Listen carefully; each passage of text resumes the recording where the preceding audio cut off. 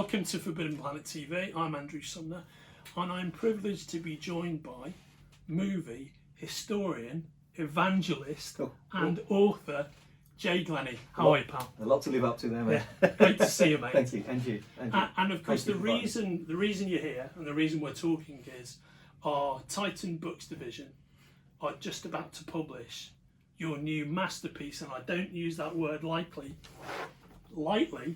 Once Upon a Time in Hollywood, the making of Once Upon a Time. Just look at this book. Check that out. The heft of it. Yeah.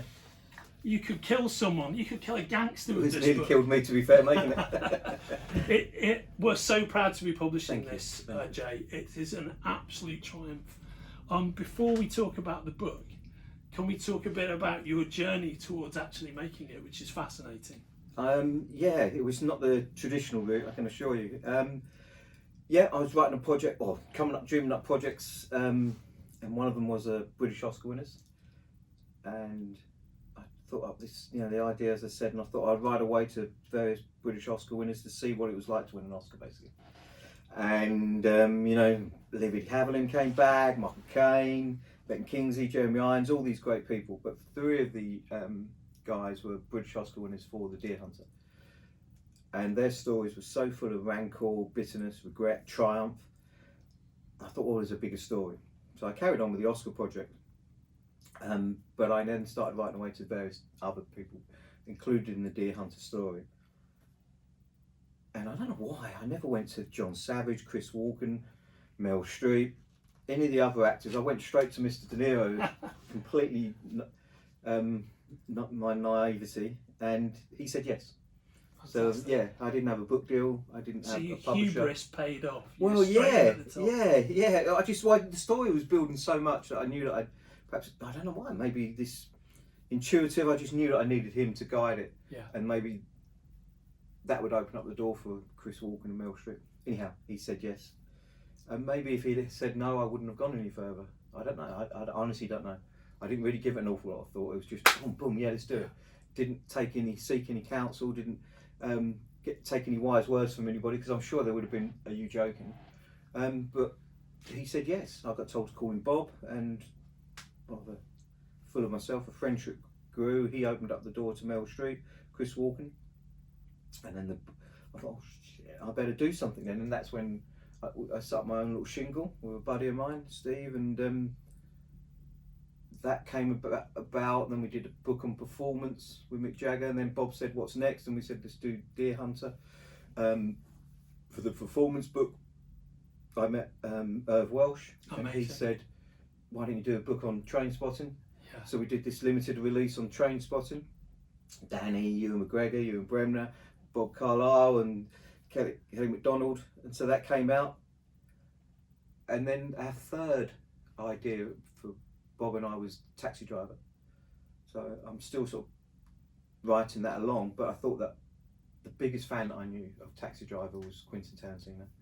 So this is awfully clangy, but I gave Paul Schrader a ring. Oh, no, I didn't actually. I gave Paul Schrader a quick email. As you do, mate. Yeah. I gave Paul Schrader a quick email because we'd met obviously through Raging Bull and Taxi Driver. I said, look, the biggest fan I know is Quentin. Is there any chance? What do you reckon?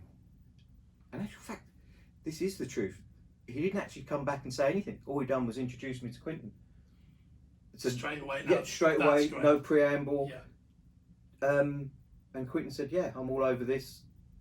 I'm away, if memory serves me correct. Yeah, a couple of weeks later, we jumped on a Zoom. A couple of bottles of wine later. As he said in the front of this, if you fancy giving one of my books the Jay Glennie treatment, which I thought, bloody hell, there's a brand in there.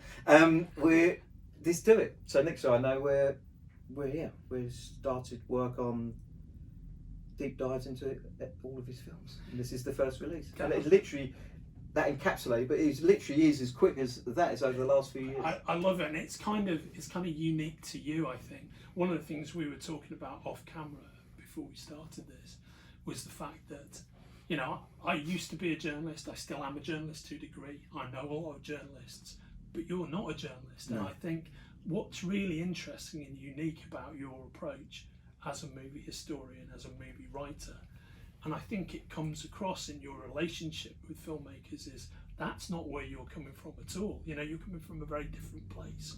And I think, you know, your sheer love and your evangelism of what you're covering comes out in your words.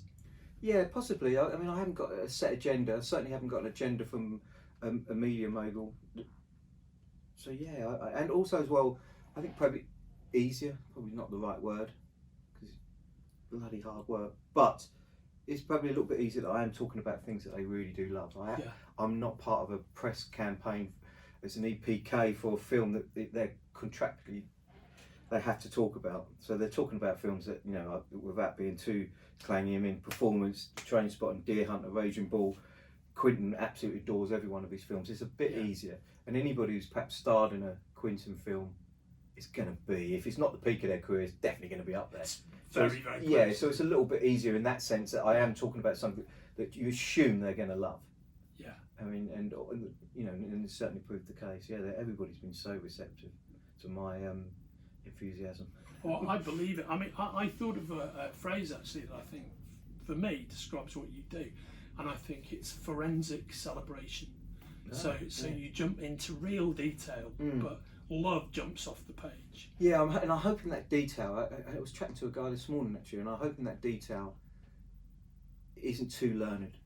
I don't think it is. It's very accessible. Yeah, exactly. I want people to be able to turn the page and want to turn the page as opposed to it being this sort of learned tome that it's only accessible to a very niche market. Because certainly that's not Quentin's films. Yeah. You know, they're brilliantly made, expertly made, full of love and attention to detail. But probably at the core of them, they're really accessible films. He wants them to be watched by their millions in droves. Well, and he's successful in that endeavour. So, and if I'd have written a book that wasn't like that, then I'd have been doing his films a disservice. Yeah, that makes sense. And I'm sure that's why you've had the working relationship, the collaboration, when you put the book together with him. What was the first time when did you first see Once Upon a Time in Hollywood? Oh, so it's in my literally when it came out that weekend. Yeah, I mean, I suppose we're starting a rabbit hole, but it was Sunday afternoon. You might put on a Hitchcock film, and you don't put on a Jimmy Stewart film. You put on a Hitchcock film that stars Jimmy Stewart. And Quentin's one of those, isn't he? You literally use the new Quentin Tarantino film, and sorry, clangy, but you don't. When I've spoken to Brad, Leo, any because I'm now on to Finished Bastards and now into Django, so I've spoken to quite a large cachet of these collaborators, and even that they hold their hands up. They know that they're not in the next Leo film; they're in the next Quentin Tarantino film, and he's one of a handful of film directors, modern or post, that you can say that about. So I'm there, first in the queue to see the next Tarantino film. I mean, this isn't it isn't a chore, but I haven't been made to do it. I wanted to do these books. Man. Yeah. I mean, there's literally. And I feel that from you, mate. I mean, when I first saw the announcement, and this is before I ever knew we'd be publishing this book, when I first saw the announcement, I was like, that's the book. That's the book that I want to read. Me personally, I want to read that book. And I'm emblematic of, hundreds of thousands of Tarantino fans. Well, hopefully there's hundreds of thousands of bites. I certainly hope so, for exactly the same reason. Yeah. But there was I told Q that my pact was that I'm writing it for me, but then the pact expanded if I wrote it and if we both got a kick out of it, then we're assuming other people will. I go back to what I've just said. It's not a learned tome that no one's going to want to read, but we had to both really enjoy it. So and what happens is I go over there, we spend a week together, lots of chat, quite a few drinks, and just chill. We just chill and we just talk about the film in question, film in general, and then I come home, and then we start inviting cast and crew. And then once I've interviewed all those, then I start writing the book, and then I go back and to start work on the next book. But the first day of the next book is spent going over, oh, Brad said this, Leo said that, Margot said this, and then that creates hopefully a really conversational read. Yeah. So you're almost eavesdropping. That's what I wanted to do. Make it all feel like the reader that they're eavesdropping on something. In inside scoop. I think you've been very very successful in that regard. And I think there's a beautiful marriage between the conversations that you've had with Quentin, with the actors, and also with the amazing stills access you've got for this book. Yeah. So it's I mean, it's an artifact, a thing of beauty within itself. But then you have, broadly speaking, your 4 sections of the book that you put together. I mean, it's beautifully reproduced, but your pictures, your access to photography is just fantastic. Yeah, well, we were talking to the top there. Yeah. We were talking to Andrew Cooper, and when I first spoke to Andrew Cooper, who's Quentin's set Stills photographer, guy, right? stills guy for, was it Kill Bill? I think. Don't anybody chastise me for that, but I think it might be Kill Bill. I knew that as soon as Andrew started talking, I was going to take him out of the story and make him talk about the stills separate. So that was the only person that I've taken out of the story, apart from myself as well. I'm never in these stories. Yeah. I mean, you'll never hear me, oh, he said to me, oh God almighty, that's a big bugbear. I think that's absolutely right. Suddenly you're taking you're breaking the fourth wall, you're taking the reader out. I've got books at home that I'm never ever going to name the authors, but I won't read them, those books. To me, this, like I'm any bigger than far out, you've got Quentin Tarantino, you don't need me in there. So that's the 2 people that I've taken out are Andrew Cooper, because I wanted him as a star in his own right for those photos, and myself. But yeah, his work is just amazing. Can you? He's got a fascinating relationship with Quentin Tarantino. I know they work together in a very interesting way. Can you just talk about that? Yeah, well, for anybody who doesn't know, I mean, set photography isn't just when you see the images, they're not just cutting it from the reel of film that they've just shot. Andrew's there, a couple of cameras, silent. He'll take the picture and then he'll move. So mostly all of the picture, all of them. You've got some beautiful pictures of Brad, and you think that he's posing. Andrew would just scoot up. Oh, Brad's sitting in his car in between takes, and he'd just take a photo, and then he'll walk on. Yeah, and then to me, that's almost what I'm doing. He's doing with a camera. You're getting an insight into what these guys are all about. And yeah, Andrew's the top of his game, man. Yeah, he is, and he's the nicest guy. Oh, really? Yeah, he's just a lovely. sweet guy. Yeah. I mean, Quentin's a little bit like the Orson Welles, really, in the sense that he has this sort of theatre troupe that he brings together. The Mercury Theatre Yeah, today. exactly. But I mean, he'd be the first if he was sitting here. He's not there to. It's not a complete and utter jolly. He's there to make the movie and the best movie, and come what may, he's making the best movie. So yeah, some heads will roll and that, but he's forgotten it and move on. I mean, I remember Austin told me, Butler, that Quentin said to him that I want to make sure that your next movie's really shit compared to this. In the event it was Elvis, so it wasn't shit, but in the sense of the fun. Yeah, of course. You're going to come down and you're going to realise that this is the peak.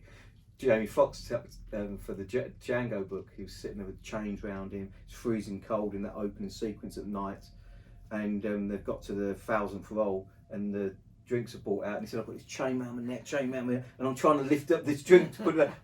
What's going on here? And Quentin said, "Do you want a fucking Quentin Tarantino movie? That's what the fuck's going on." And that's what he tries to create, this huge sense of fun. We love making movies. Yeah. Studio Babelsberg, where he shot Bastards, I went along there. They revamped their whole branding, and it now says we love making movies, and that came from Quentin. I love that. That's great. His famous on-set crying. Yeah, and that's now Studio Babelsberg's course. It's called that. Jay, I love that. For Once Upon a Time in Hollywood, did you go back to the various studios in which it was filmed? What was your process when you went over? Yeah. In addition to talking to Tarantino. Yeah, but I didn't. No, I don't really. I didn't do that for this because I really, really wanted the filmmakers to be able to tell me, and if they weren't telling me, then I wasn't doing my job. Yeah. As opposed to me being this, you very kindly called me a historian. I think really my job is to make sure that these guys have a platform to tell me their story. So I don't really want to tell you what it was like. I want them to tell me what it was like, and hopefully get it across to the reader that what it was like. So me being there, like Sherlock Holmes with Deerstalker hat on Earth and things, I don't know if I really need to do that. Although I shouldn't say that because other publishers might pay me to go out to these places. But for this one in particular, I really just wanted it to make sure that the reader got a sense of what it was like from the the guys, and yeah, all of them to a T. I think they really did open it up. Well, I think on the page, the great thing about this is a sensory experience, is that you have all this amazing photography, which no regular person has ever seen before, coupled with the words who are from the players themselves. One of the things I really love, one of the many things I love about Once Upon a Time in Hollywood, which again, as we've said off camera, is my favourite film of the last 2 decades, and I had some amazing experiences seeing it when it first came out in the States. And but one of the things I responded to straight away was the recreative nature of it. So you get 1968, 69 Hollywood, brilliantly recreated, but then you skip back and you've got the late 50s Hollywood Western TV era. And what I love about, say, for example, Bounty Law, is that the way Rick Dalton's character looks in Bounty Law, you could stick him in any of those, like those cast promo photos where you've got Maverick and you've got, you know, Steve McQueen and Wanted Dead or Alive, and it looks pin perfect, right? It feels exactly right. But it's the Quentin Tarantino version of late 50s Hollywood Western, so it's much more violent than those shows are, straight from the get-go. And it's got, everything is recreated, but it's got that great Tarantino quality all the time. You see it through the prism, and when you read the book, you feel that. I think you've done extremely well in having his words convey his approach. And I think that's the beauty of your approach. Well, you replicate the authenticity of the film. You go to your favourite restaurant, don't you? You should almost be able to eat the food with your eyes closed. And it's the same with a Quentin film. You just know it's a Quentin Tarantino film. I mean, from the get-go, bang, the opening sound, whatever the song is at the beginning, you probably haven't heard it before. Bloody hell! And then you go and get it. I mean, I remember as a young punk, you know, walking around with the Reservoir Dogs and the Pulp Fiction soundtrack literally under your arm. You know, just because I had it, and I wanted to show everybody else I had it. You know, and that's just, his movies are just full of that. And he's got the beautiful casting agent Vicky Thomas, Barbara Lynn, the production designer. They knew that arena. Leo, by his own admission, didn't. So there's a huge amount of research they've both done together. One of the guys at Quentin he didn't push, just gave a load of television shows from that era and films out to Leo. And one of the guys that Quentin said he was really infused that Leo really centred on was Ralph Meeker, because it's one of his favourite actors. Ralph Meeker is, and Leo just, I love this guy Ralph Meeker, and Quentin, felt like a proud dad that Leo picked it up. And so little things like that, and Quentin said he didn't mind doing that with Leo. He really, whereas Brad, they keep asking questions. Leo's the kind of guy that would, I've got enough now. I can go and do my thing now. And he'll walk with it, and he'll go and do his process. Brad's a little bit more intuitive, and he'll keep asking questions and doing whatever. But Leo's, I love working with him. I don't know whether that's just a mantra. Probably if there's a failing in all these books and you're going to get used to it, then everybody loves working with him. But that's no failing, is it? No. That's redolent to the relationship they have. Yeah, I think so. What were your conversations with Brad Pitt like? He's probably the only guy I'd leave my wife for. Sorry, Ken. Oh man, come on, man. There's a queue, isn't there? He's something else. There's a queue, isn't he? And he's also such a cool guy. I mean, get out of here. No one deserves that. But who looks that good standing on an LA rooftop at the age of 55? You know, it's 60. He's 60, hasn't he? I was thinking when he was. Exactly. I mean, I did say that to his wonderful, and oh my gosh, she is Jean Black. She's been his makeup artist since just after. Oh my God! What was the film? His breakthrough film, the car. Thelma and Louise. Thelma and Louise. Yeah, she was his makeup artist just after that landed. So just as he's going there, what's it, 30 plus years, and I said to her, Jean, tell me some of that was CGI. Unfortunately, it wasn't. But he's just such a great guy. He really is. Such a great performer in a career of great performances. This is up there. I mean, he deserved every applaud and award he got. And I think because he realised when he read this role, he just had to lean into this one. Just had to lean into it nicely. Just lean into it, and just allow himself just to seep into who Cliff Booth was, and then it's probably the closest to Brad you're going to get. It was just so well done, so well done, and he's such a great guy. I mean, I'm talking about like I really know him that well. Obviously, I don't, but from what I've got to know of him, that he allowed the showier scenes to Leo. You know, Leo's breakdown, and Brad sitting there applauding it, and so yeah, that's the kind of guy he is. He really is.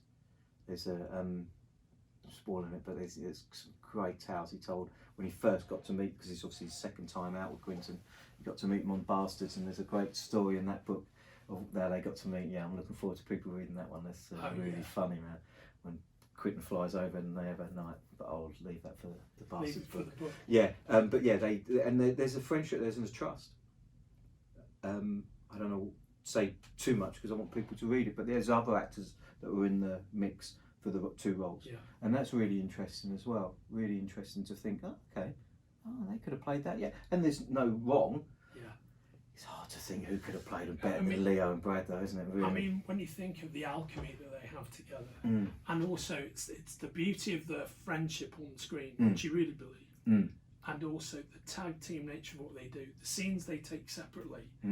Like I said, you have the great trailer breakdown. It's an amazing piece of acting, but then it's Cliff who's doing the Spartan Ranch sequence. It's Cliff who's doing the Bruce Lee fight, and it's like and then you get Rick Dalton on the set of Lancer. You know, I mean, it's so rich for the two of them. Yeah. I think that what you do brilliantly with this book is really paint that portrait of what it's like for them making, and that realization they have of, wow, we're in the middle of, this isn't just a great Quentin Tarantino experience, this is a career all-time high point moment we're working on. Yeah, I've had a few people were disappointed that there wasn't a huge story until the end.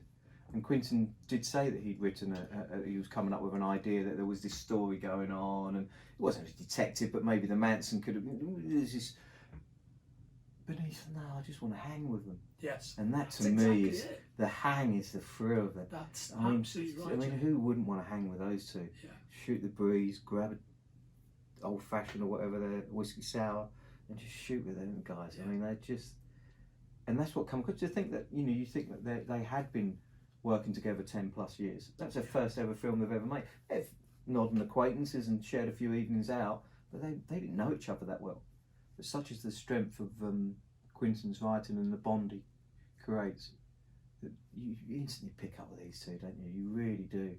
And when Rick has to let him go and they go for their goodbye drink, and you think, oh man, you just want them to carry on hanging with them. You just want to spend time with the two of them, more so than any movie leading duo I can ever think of. I think that's the returnability of the film. It's like the relationship so well done. Can you talk, something that fascinates me, can you talk a bit about the genesis of Cliff Booth being in Tarantino's conversations and his friendship with Kurt Russell? Yeah. I spoke to Kurt really late one night. It was really late, but yes, Kurt Russell. The phone rings and it's Kurt Russell. You're picking it up, man. And oh God, what a great guy that he was. And he loves Quentin as well. And Quentin had called him over to his, because Leo and Brad are over for the night. A few drinks are going down, and he rings up Kurt. And these are not Kurt's words; these are my words. You know, Kurt realised it was being used in a sense because Quentin was selling him that era. Well, he's got a living and breathing exponent of that era. I'll give Kurt a ring. Kurt comes over. Quentin starts prodding and poking, getting some stories. And Kurt starts giving the stories and all these brilliant tall tales that Kurt Russell's got. And apparently Brad and Leo was, in raptures hearing all the stories. And that came, Quentin knew that these stories existed from their time on Death Proof. And whereas Quentin fans, I know that Kurt was playing this psychopath of a stuntman, and they're sitting there talking during the film, waiting for the sets to be made up and whatnot, and Kurt would start talking about this indestructible stuntman that his dad knew, that his mum just knew was a shifty bastard, and she didn't want him anywhere near the house. And that's when Quentin thought, oh, okay, this is a way in, movie about a movie. I a stuntman and the actor, because he spotted that Kurt had invited a chum of his down, an old stunt dude down, just to one day, just give him a little bit of work.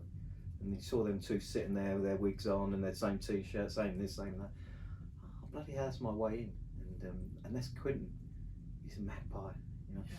He smells stories. Oh, that's good, that's good. And he'll be writing them down, and just like the great filmmaker that he is, he knew that he sniffed out a story. But what I love, there's loads of things I love about Quentin. But what I love about him, which once again goes back to how he's so unique as a filmmaker, he allows himself the time to brew with a story, just to let it germinate. There's no rush for this. I'll carry on writing it. Where some writers, no, we've got to make the next film, the studio need it, boom, boom, boom, and it's out. This, 8 years in the making, just writing it, jotting down in between films. The Bastards come along, the Django came along, the Hateful Eight came along. All the time he's still writing this film. And then, okay, then he gets this out as a writing project, starts pushing up the hill, and thinks, oh, hang on a minute, this is gaining momentum now. And this is what happened. I don't know any other filmmaker that would do that. All starting back from that little conversations, that fun nights on Death Proof with Kurt Russell. Yeah, he's unique. He's absolutely unique. There's nobody like him. No. He's an army of one in a field by himself. Yeah, there can be no doubt. What about your what were your conversations with Julia Butters like? Because I'm interested in her perspective, given the fact that she's not a kid now, but she was a kid when she did the film. Yeah. He was once again, Quentin's just watching TV, watching this, just channel surfing, and it's in such a world of Quentin still writing Django. I've forgotten the name of the show, but there was a show that she was in, and there's this young kid who, hang on a minute, and Julia's, well, I'm sure she won't mind me saying, it certainly wasn't a Hans Lander, where Quentin thought, he's never going to be able to cast that role. But there was an element of, oh shit, have I written a role that I'm never going to be able to cast? I mean, this, once again, I hope Julia won't mind me saying this, but, quite a facetious 8-year-old, full of herself, and there's not many of those around. Is he going to have to find a young teenager that can play young? He's got Vicky Thomas, once again, the great casting agent in his corner, there was an element of fear in his head. He told me that they were not going to be able to cast an actor of that stature. Hell, she's got hold of home with Leonardo. And then he saw this young girl on the TV show. I thought, oh, Vicky, I think I found her. She's on this show. No worries, man, I'll get into it. Boom. And then they got her in amongst a few other. And she just had it. She just had it. And she's a lovely, and I mean lovely, lovely girl, as is her mum as well. A really great duo. To have somebody that young on a film set, Leo absolutely adored her. Everybody did. They just knew that she was going to be the real deal. She's so good in the film. There's a great little story in there that Spielberg turns up on the set, and Julia's, is that Steven Spielberg? Oh, she goes, and the next thing she knows, she's in The Fabelmans. Steven Spielberg spotted her. She really is the real deal. Yeah. But make no mistake as well, not only is she the real deal on the screen, she's such a beautiful kid. Yeah. She really is a testament to her mum and dad as well. She really is. In fact, I don't think I'm speaking out of turn because it's in the book. But Quentin has just met Danielle, his now wife, and he didn't think he was ever going to be able to be a dad. And he was working with Julia that he realised he could be a dad. Amazing. Yeah. And it was quite an emotional time when he told me that, and I couldn't believe that. Yeah, I told Julia as well, and whilst we were chatting, which obviously is huge for her to take on board, which was quite an emotional time for us all really, as we regaling that story. But it's the strength of her performance. I mean, there was another scene that was cut, and they ring each other up. But effectively, she's got one scene in the movie, and you never forget her. No, so good. And there's so many great performances in the movie. Yeah. But she leaps off the screen.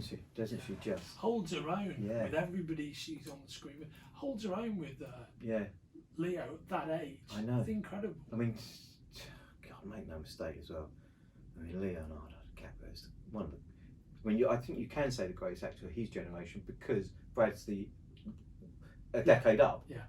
I mean, he's just he is something phenomenal else. actor. and he told me that it was a little bit Taxi Driver that Bob had taken Jodie out, and Jodie was telling me about this for the Taxi Driver project, that Bob did take her out, and some of they're a bit boring, and Bob was Travis Bickle, so there wasn't this lovely conversational thing with an older guy and with just chinwagging. It was really difficult. Where Leo invited Julia over, and they wanted to get to know each other. And Julia spotted out the window there's this dinosaur that Leo's got in his back garden, a full-size dinosaur. And so they bonded over that, and they really got to know each other. And Leo took that from De Niro with Taxi Driver, which is so that Taxi Driver reference with the breakdown in the trailer. So now you've got the Taxi Driver reference off camera with Leo realising that he needed to make sure that there was this bond between. Well, I don't think there's even a bond really, because there isn't a bond on screen, is there? But there's no fear from her. There couldn't be a fear when she was up against Leo. But then, in retrospect, as long as Julia was a good enough actor, there wouldn't have been, because she was only 8. She'd never seen a Leo film. Yeah. I mean, her mum obviously knew who Leonardo was, but an 8-year-old doesn't really. So she didn't. No, she held her own. That's interesting, but she really is extremely powerful. There's another. Sorry, I know you're asking questions. Just reminded me, but there's a. Sorry, talking about my own book, but great sequence. That's what we're here to talk about. But there's the questions are a doorway to your anecdote. So there's a great sequence in this book that I loved writing, was the table read with and the great Mike Murray plays Bruce Lee. He got. I won't spoil it because it's a long story, and he's kept flying back in, doing an auditioning, and then he got invited back what he thought was a chemistry day. And he assumed it was a chemistry day with the other Bruce Lees, and they're all going to be spending time with Brad, and just bouncing off and seeing if how well they done alongside Brad, if they could hold their own. And he goes into this room, and then all of a sudden, Al Pacino turns up, Leonardo, all these people are turning up, and he looks at the table, and his name's Mike Monk, and his little piece of card, and you think, oh, they must be putting the other Bruce Lees there afterwards. Hang on a minute, this is a bloody table read. And he's, as anybody who's a fan of the movie will know, his sequence doesn't come until a little bit later. So consequently, his part of the table read wasn't coming in. So you can imagine it, from Mike's perspective. It's coming up from his toes, his hair must have been all electrified, waiting to be his top opportunity. But he said, he's a black belt in, excuse my ignorance, I can't remember what discipline he is, but the guy's a very disciplined guy. So and he held it together and apparently rocked the table read. Because he didn't know whether this was going to be his only chance. And then Quentin called lunch, and he says to Dakota, I'm only here for chemistry read. I haven't even been cast. She goes, Mike, I think you've been cast. And I just love that. Tim Oliphant's next door to him, and he picks it up and he says, I'm sure it was Tim. I think you'll be fine, Mike. Which is amazing, isn't it? What a great story. It is, isn't it? It's just absolutely wonderful. And it's when you've got a film called Once Upon a Time in Hollywood, and there you're encapsulating Hollywood in one story. Yes, absolutely. Taking that opportunity and grasping and not letting it go and think, no, I'm going to have this. I mean, I love that.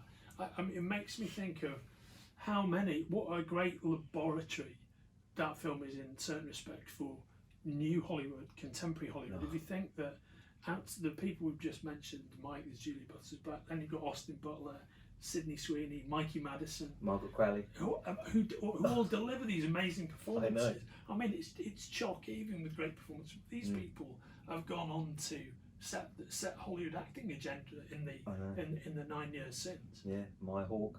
Yeah, right on. I know. Yeah, and there's been a few snipes online. All the keyboard warriors coming out and having their 10 penneth with freedom of speech rubbish, but all saying, oh yeah, of course it's Nepo baby. That's just ridiculous. Of course it is. You've got to hold your own for starters, and secondly, read the book and find out Quentin was actually going out finding Hollywood children, because that's effectively what the Mansons were. They were quite some of them were quite privileged, other them wasn't, but he wanted that vibe. But yeah, these guys had to hold their own. And then I won't spoil it, but you read the Margaret Qualley story. She didn't realise she was going to get this role. It comes to her a little bit later. Mikey Madsen thought the role was going to be taken off of her, but because of scheduling, and she got it. And it's, who knew that Nora was around the corner? Yeah. My Hawk. It's such an amazing film, by the way. Yeah, isn't it just? I mean, then you've got Austin Butler, but then you've got James Andy Herbert, he's saying about the going the Manson day when they're all having their audition day, if you like, and it's a fantastic story as well. And James coming in and saying, "Fuck, there's Elvis," because he looks like Elvis, and rumours are around that he could be playing Elvis. And he said, "Oh bloody hell, I'm up against Elvis." And when I put that to Austin, he just started giggling because he didn't know that Elvis was around the corner. Who knew that he was going to get that? But you had all these young Turks in a room together. I mean, just unbelievable, isn't it? It's just that's the smell. Him and Vicky Thomas once again have got Quentin's got this. Well, I just think it's amazing because it ranges up and it ranges down. You've got these young stars to be stars making amazing actors in the same film. That you've not just got Pacino, you've got Clu Gulager. Yeah. And you've got Bruce Stern. Yeah. You almost had a Burt Reynolds. Yeah, I know. Yeah. I know. Yeah. And then you've got the middle ground of a Tim Oliphant, who's a great TV career, Dakota Fanning, who's phenomenal in so many movies, and she's got this little role in this Perry. One, but pivotal with great Luke Perry and Lena Dunham. Yeah, I mean, it's just all these wonderful people, and it just goes back to my man again, Quentin. Yeah. When he doesn't pick up the phone, but when Quentin's out there and you know that there's a film being made, and if you're up for it, and you've got the kahunas to put yourself above the parapet, and these guys want to be there. They want to be there for Quentin. It's just that these words are just literally, as Brad says, it's the Church of Tarantino, and no heretics allowed. It just is. Yeah. It is. This guy's the man. He really is. And if that's sycophantal, then you're buying the wrong book, because this book is doffing my hat to one of the greatest filmmakers ever made. I mean, I as I said when we opened, Jay, it is a glorious celebration, a forensic celebration of this amazing movie. 488 pages of it, by the way. But it's the whole thing's a labour of love. Yeah, that's Quentin's handwriting. So each book you're going to get Quentin's screenplay is going to be on the back of it. Yeah, and so each book will have the number of the film. Yeah. So the idea being is that we're not going to go and sell it door to door, but it's going to be like the Encyclopedia Britannica. It would be impossible. You really want to create something that's. You really want to create some space in your hand for these. Yeah, and reinforce the wall it's going up against or whatever shelf it's on. I mean, I sent just. Are we allowed to swear on the podcast? Oh, of course, I encourage it. Okay, brilliant. So this is a book about Tarantino. Okay. So I sent. So there was two. I got two of the earliest copies, one for me and one for Quentin, and so I sent it over to Quentin, and then didn't hear anything. And that day, 2 days, 3 days, 4 days, 5 days, 6 days, 7 days. I think it might have gone to about 10 days.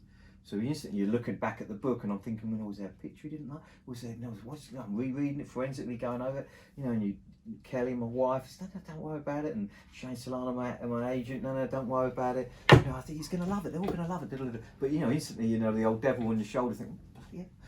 And then I should have known, because when he goes underground when he's working, and sure enough, the email come in. Sorry, man, I've been underground writing. Got the book. Cap locks were his, expletive was his, exclamation art was his, fucking amazing. And that's all you want. And 2 words, man. Oh man, I got the best night's sleep that night. Yeah. Yeah, the fact that the fact that my man was happy with it just meant the world. Quite right too, mate. He was, but what was really, really, really important, the first time he got to read this book was when I finished it. He didn't want to vet it at all. Did not want to vet it. He knew what he'd said, and he was interested to see what the other people said. That's it. Didn't want to vet it. It's not Rashomon for him. He's never heard the viewpoint of all these beautiful people that come to make his film. So for him to hear it, it must have been, and I don't mean this anyway for me, but it must have been thrilling for him. To see all these people all talking about the film that they all made together, and everybody that has got the book, all these wonderful collaborators have all said the same. It's so interesting to hear everybody's viewpoint. That summer, they all came together to make this film, and then to have this, it's just, I think it's, I said at the top of it was written for 2 people, but it was written for me, man. I wanted this, like you wanted it. I wanted this in my collection, man. I so did, and I just, there's no way somebody else was going Mate, to write it. I could taste it when I was reading it. Yeah, You know, yeah. and I know exactly where you're coming from, and you've just delivered in spades. You must be so proud of it, mate. Yeah, I am, and please, I'm not trying to be humble, but because we made a deal that we're going to do deep dives into all of his films, I'm now 2/3 of the way into Django. Yeah, So right. Bastards is written, Django's next, and you know, you think so this you're on this wheel, but far out, mate. What a wheel to be on! The Jesus only wheel Christ. to be on. Yeah, man, I'm the hamster, man. I Yeah. am the main hamster. The Tarantino hamster. I am, man. I am. What a gig, man. This guy from England, you know. Mate, and see, that's what I think is what wonderful about it. You know, it's a dude from England, you know, who's working and producing this unique range of books. I mean, what a mind-blowing thing. It's got to be such a great trip to be on. Yeah, such a great ride to be on. You got to keep telling yourself that it is, that you chosen. I don't know what the right terminology is, but I can't let him down. That's of course. first and foremost. Don't want to let anybody down. So it's got to be the best book it can be. And the beauty of you guys and the publishers that have been published it, there's not been no. It can only be X amount of words. This is going to be. It's going to be as big as they're going to be. Yeah, wow. They really are. I mean, anybody who spends time with Quentin will attest that there's a lot to be said. There's a lot to soak in. There's a lot of stories there. Now you're bringing in all the collaborators. So these stories are going to be huge, but they've got to be they've got to be a testament to all these wonderful people that gave me their time. Margot Robbie. I mean, geez. Well, I was going to ask you about her because she's the one major on-screen player that I haven't talked about. Yeah. What was it like? Oh man, she's so lovely. I mean, I'm now going to blow some smoke up my own bum. Tom, her husband, was already a fan. He already had my books. I didn't know that at the time. But yeah, he already had my books, so there was that connection. But I will underline, none of these guys are coming to darken my door. They're opening up their doors for Quentin. They're not doing it because of me. But yeah, she there was all that snipey, wasn't there? That Quentin didn't give any line. What a load of codswallop. She was a breath of fresh air through the whole movie, as she was off screen and on screen. I mean, somebody like Tom Rothman, he greenlit this film without a cast. Yeah. Without a cast. It's going to be made in Hollywood, most expensive place to make a movie ever, anywhere, and didn't know who the cast were going to be, but he was in the Quentin Tarantino business, and then he got Leo, Brad, and then he said, then I got Margot Robbie. Yeah. And then you just had it all, didn't you?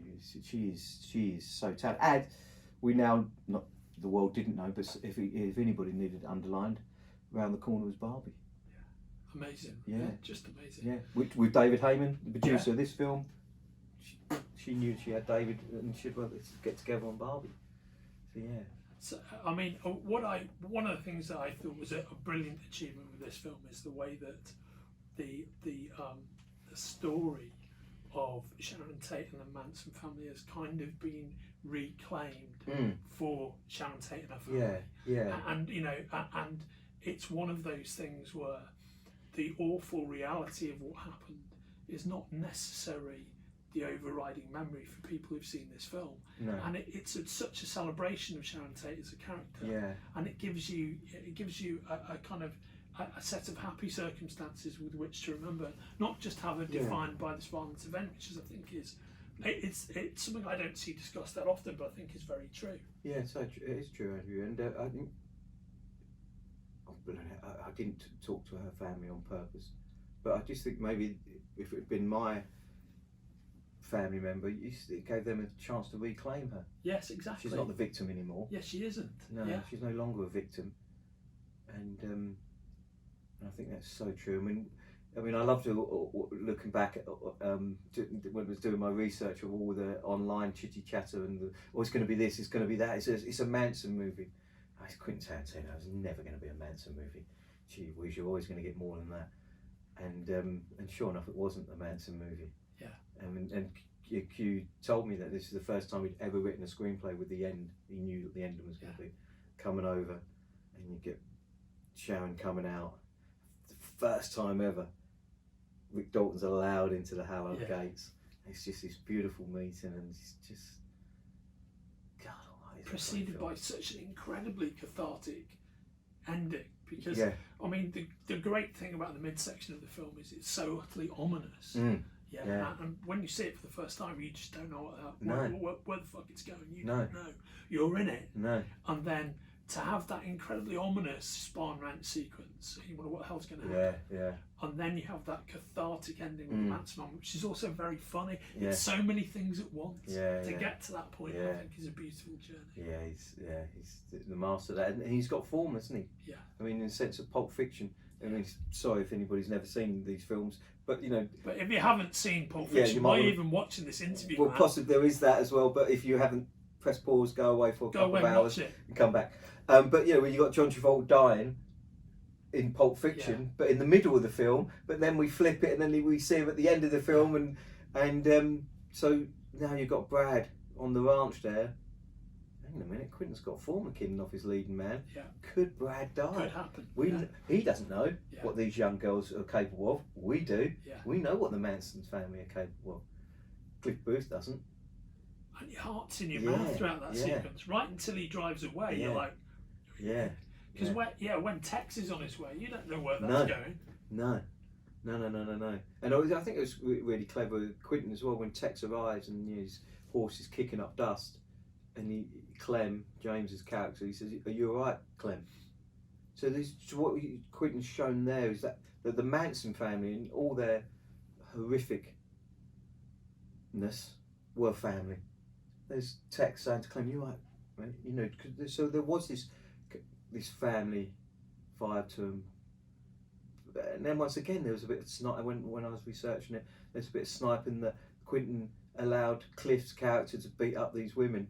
And Jesus, go and read your history. Look what they've done in real life. Yeah. I mean, in actual fact, don't go and look what they've done That's because it's exactly horrific. Brutal. Yeah, it's Absolutely horrific. I wish I'd never. It's looked at real. it. It's real world brutal. Yeah, it's absolutely unbelievable. There's a reason why they've never been released. But yeah, and there's Quentin. He just messes with history, hasn't he? Done it in Bastards. He's done it again here, and so successfully. But I think almost for the greater good, because the effect that's had for Sharon Tate's family, I think, is a beautiful thing. It's a beautiful outcome of this film. Yeah. Margot told me something really interesting as well. Every character she takes on a perfume for that one character, and then she'll never wear that perfume again. And she had a Sharon Tate perfume for that film. Oh, interesting. Yeah, just when you think about it, was it Laurence Olivier? Well, I'm sure it was Laurence Olivier. Said that his characters come from his shoes. As soon as he puts on the shoes, and he finds his character, and then Margot gets it from the scent. And but don't get me wrong, I love asking the actors these questions. But some of it is their process, so I wait for them to tell me in that sense. And I just loved hearing that from Margot. That was her way into her character. And the boys had their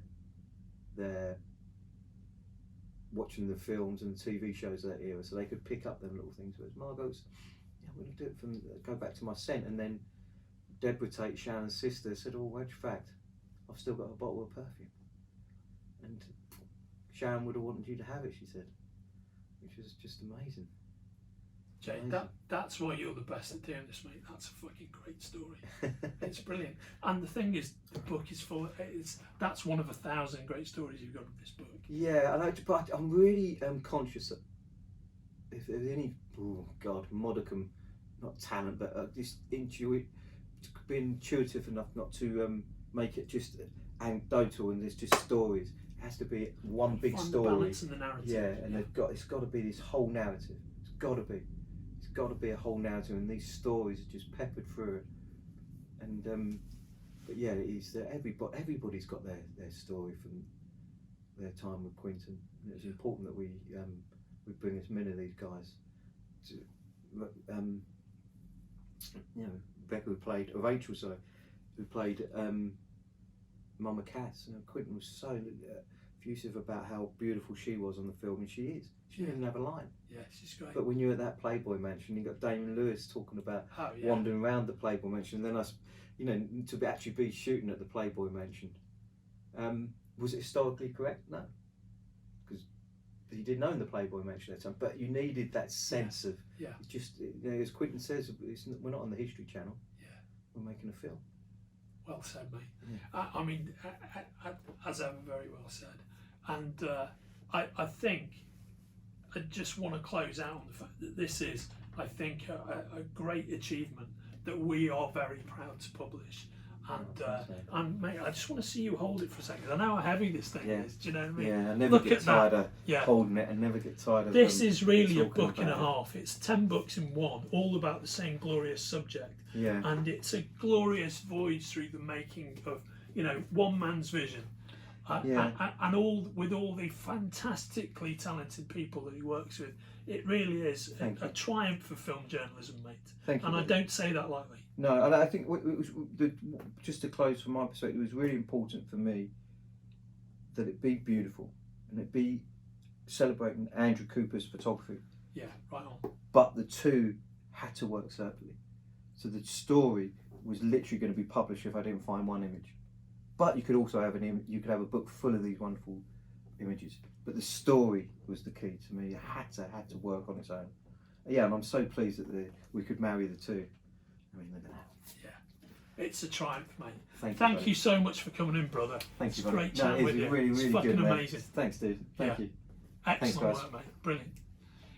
I'll give you now that we're done, mate. I'll give you a bit of Titan Publishing 6 degrees of separation, 6 degrees of Kevin Bacon, if you will. So what you name checked is about Leo and Quentin being a big fan of Ralph Meeker. Right? Ralph Meeker is hands down the best screen portrayal of Private Detective Mike Hammer. Right? Yeah. The second best is from an 80s film called I the Jury, and it's Armand Assante, who's also good. But hands down the best, Ralph Meeker from Kiss Me Deadly, the Rob Alden film. Yeah. Right. So one of my good friends is a guy we publish a lot of books by, and I'm one of his editors. And it is Max Allan Collins. Oh, that's the guy you alluded to at the top of this. Yeah, this is his new book, Return of the Maltese Falcon. Anyway, Max Allan Collins is the guy who created The Road to Perdition. Yeah. Oh yeah, no, we do Stephen King's way. Yeah. So The Road to Perdition was a great film based on one of his graphic novels. Yeah. I've got it. One of the things Max does is he writes for us the Mickey Splain's Mike Hammer books, and he's just completed all of Mickey Splain's manuscripts, and Max is the person who really made Mickey believe in Ralph's performance as Mike Hammer. Oh, bloody hell. And when I came out of seeing Once Upon a Time in Hollywood for the first time, which is just after Comic-Con at the Puente Hills Mall in LA, the first person I called was Max Allan Collins. And I was like, fucking hell, Max, you have to go and see this film. You'll absolutely love it. And he's like, mate, I saw it. Yeah, it's a buddy. I saw it yesterday. Oh, man. Yeah. And we waxed rhapsodic about that. And when we put the deal together for this, and I called Max up and said, we're going to be publishing, the making of, he was like, he goes, is that the Jay Glennie book? Oh, I'm like, yeah. And he goes, that guy's a fucking great film writer. He's got all of your, Max Allan Collins has got all of your books. So there we go. Thank you so much, there's a glorious, and Max does amazing work. Yeah. Actually, this is not publisher. This is Return of the Maltese Falcon, his sequel to the absolute classic. And that publishes in January. Oh man, I'm going to get that, man, for sure. But I've got The Road to Perdition, and that to me, I mean, I know American Beauty is Sam Mendes' Road to Perdition, man. Oh, it's a wonderful film, right? And it's a wonderful graphic novel. It is. It's great. Both of them brilliant. Yeah. I've read the graphic novel so many times. Yeah. Oh, Max is an amazing talent, and he writes. He's the most heavily published author at Hard Case Crime. James N. Kane as well. Oh yeah, man, we do. Man, he's one of my favourite authors. He is. I mean, is that his last novel? Yeah. Jesus Christ, man. Oh, I can't tell you what his books meant to me as a young man. No, well, brother, you're a fellow traveller. What do I know about Hollywood and shit like that? But yeah, man. Hey mate, that was fucking. Oh, superb, bud. Brilliant, mate. No, mate. Brilliant. Really good. If you're enjoying watching Forbidden Planet TV and you're enjoying watching us talk to the world's most interesting and accomplished filmmakers, authors, artists, musicians, creators, subscribe right here. See you soon.